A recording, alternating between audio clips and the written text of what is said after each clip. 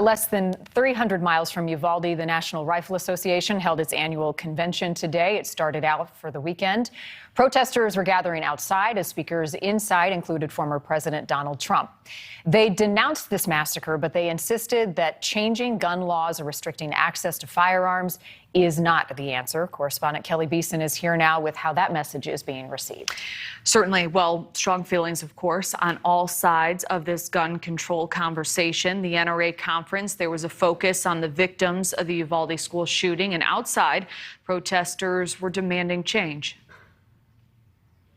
What brought me out here is that I want to stop this insanity. Protesters lined the streets outside of the NRA's annual conference in Houston today, an event taking place days after the Uvalde school shooting, where 19 children and 2 teachers were killed 300 miles to the west. It's a savage and barbaric atrocity that shocks the conscience of every single American. Prominent lawmakers who moved forward with appearances included Texas Senator Ted Cruz, South Dakota Governor Kristi Noem, and former President Donald Trump, many speaking out, condemning the shooting as evil and doubling down on the importance of defending the Second Amendment. The Second Amendment is about deterrence.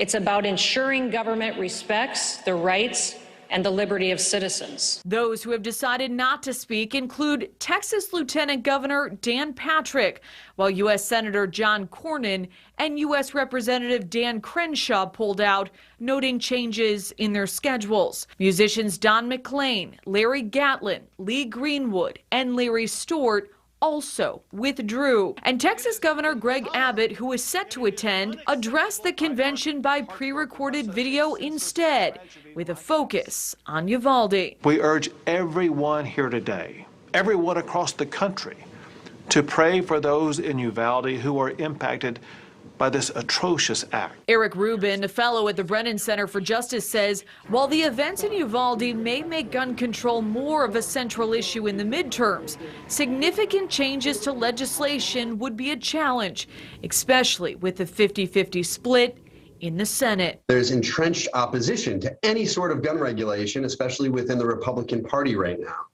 So anything that's likely to come out would probably be weaker than a lot of gun safety advocates might want. And Rubin says laws that may get more attention and have a better chance of passing are those that incentivize early warnings to law enforcement, essentially reporting someone who represents a potential threat of harm to themselves or harm to others. Marnie. The red flags. Yes. All right, Kelly, thank you. Thanks for watching. Click the red subscribe button below so you can get more of NewsNation's fact-driven, unbiased coverage.